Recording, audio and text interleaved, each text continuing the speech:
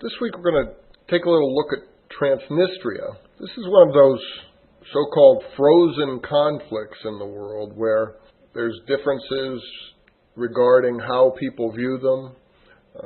Many people in Transnistria consider themselves part of a separate country. People in Moldova consider them part of Moldova. And we'll talk a little bit more about that later. But being so close, it was only about an hour and a half away, I took this opportunity, along with a couple of other Americans that are here, to accept an invitation from a group that runs orphanages all around Moldova, including in Transnistria. And we went over to look at a couple of their orphanages, which are also local schools. And we'll actually do the school thing a little bit later. I want to do that separate because I have some really good pictures. So today we're just going to do an overview of Transnistria. And I hope you've read the assignments because I think that'll help you understand the presentation, and the pictures will mean more to you if you've done the reading. First thing you have to deal with when you decide to go to Transnistria is the fact that the U.S. Embassy here tries to discourage people from going to Transnistria. This is a message that they have on their website, and I did call them to tell them I was going. I thought that was the least we could do, is let somebody know where we were. But as you see by reading this, they suggest caution. They suggest that you don't take pictures in certain places around the security zone. And they suggest that you contact the U.S. Embassy, which I did before I left. This is a security zone, and this is one of the pictures I guess I wasn't supposed to take. It's not a good picture because I was actually hiding the camera. That is a Russian soldier who was on guard there. You can't really see it, but he had a rifle slung over his shoulder. This is the river Nistru. Transnistria actually means across the river, or on the other side of the river.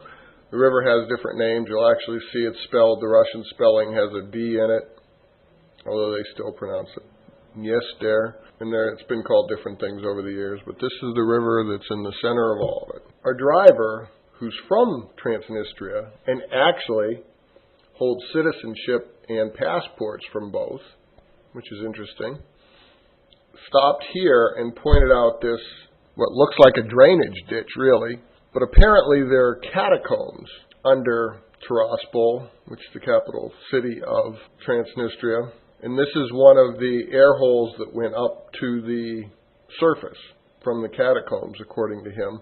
I have read about the catacombs. I did not get a chance to go in them and see where they went. There's always been questions about where catacombs, who actually built catacombs in this area and all around this area. I was under the impression from Ukraine that it was the Turks that built them during the Ottoman Empire to keep things dry, actually gunpowder and things like that. They're mostly now used, as they are in places in Moldova, for wine, as giant wine cellars, but I'm not familiar enough with what actually happened in this area to speak more to that.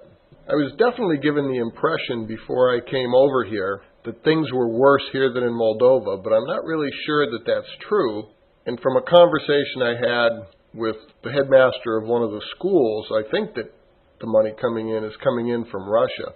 For instance, this is a brand new soccer stadium. It was part of a large complex. This is the outdoor version, but actually behind it, you can't see it. There is a giant covered, they tell me, indoor soccer stadium with a number of different, essentially, practice fields on it. So they have money coming from somewhere here.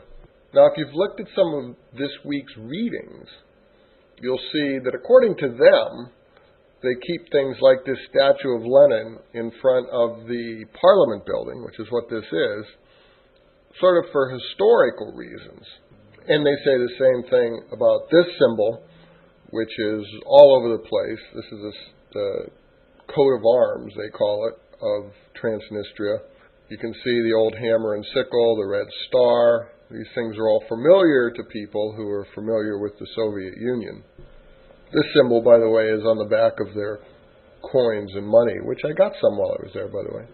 And while there do seem to be concerns about things like press freedom there, just like there is here in the rest of Moldova, certainly as you walk around the city, you see signs that there is capitalism there. I thought this was an interesting corner, and I took a few pictures from this one corner. We were doing some shopping for souvenirs. I bought a map of a country that does or doesn't exist, depending on who you talk to. But if you can read, or if you've studied at all Cyrillic, you'll see that that sign says Foxtrot, not a translation, but a transliteration. And if you look closely at the little red picture next to the sign that says Foxtrot, that's a fox. Underneath, the translation is what the store does. The name of the store is Foxtrot, and it's technology for the home. So they sell radios, they sell television. Fascinating, though. If you look at that picture also closely, you can tell me how much that washing machine costs, because the price is in U.S. dollars. That washing machine is $249. And this is also part of that picture that had the washing machine in it. And this also had a dollar sign after the $139 that I cut off. But I just thought this was hilarious. For those of you who might not know, that's a picture of the star of Buffy the Vampire Slayer.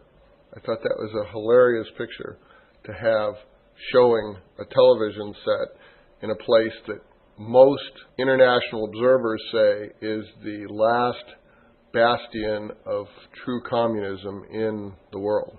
And even there, people have to live and do normal things. I turned because there was a blaring of horns and just caught this at the last minute, but if you look closely, on top of this car, which is obviously has streamers on it for a wedding, there are two little wedding rings. The little gold thing on top there is two little wedding rings that they put on top of their car to show which car the bride and groom are in, I presume. And this is just a scene from that same corner. I thought that the infrastructure was kept up pretty well. If you look at the fence there, the little railing there, that's in pretty good shape. In fact, it's in good shape. Those are there, by the way, in case you haven't noticed them in other pictures, to essentially stop jaywalking. They make you cross at the corner unless you want to jump over the fence. I took this picture just because I thought it would be interesting to look and see what the exchange rates were. As you can see there, this is what they'll buy and sell: a euro, dollar. The third one down there is Ukrainian hryvnia, then Moldova, and then Romania. The interesting thing, though, was I was taking this picture, apparently. I didn't hear it. I was concentrating on taking the picture, but apparently one of the people who had brought us over heard two guys walking by, and one said to the other one, "American spy." So I'm not sure why you're a spy taking something like this, because they probably post this on the internet if you look, but I thought that was interesting, that that's their mindset. These next three slides you'll be familiar with if you have done your reading. Just in case you haven't, I wanted you to sort of get a feel for how they're thinking about things. This is actually the Transnistria, that's what they call Transnistria, and this is the official website of the country or the area, depending on how you look at it. And I thought that it was interesting that their lead story is 10 things you didn't know about Europe's newest country. And it's interesting. So if you haven't read it, you ought to. And this is another one of the links I put up there, the Tiraspol Times. Tiraspol is what they consider to be the capital of what they consider to be their country. There's some interesting stories in here about their present president, how they view things. I think one of the fascinating things, in case you haven't noticed right off the bat, they do this in English, and it's very good English, really, if you look at it. These websites are their way to get information out to the international community as much as it is to get information to their own people. And I think that's important to remember. In spite of all that, I think it's important to bring us back to the fact that the United States and the international community as a whole has not recognized Transnistria as a separate country. They see it as part of Moldova. And so going forward, this is certainly an issue that's going to need a lot of work, and that the international community, the United Nations, working together with Russia, Moldova, Romania, Ukraine, all of the affected parties in this area are going to need to take time and work out.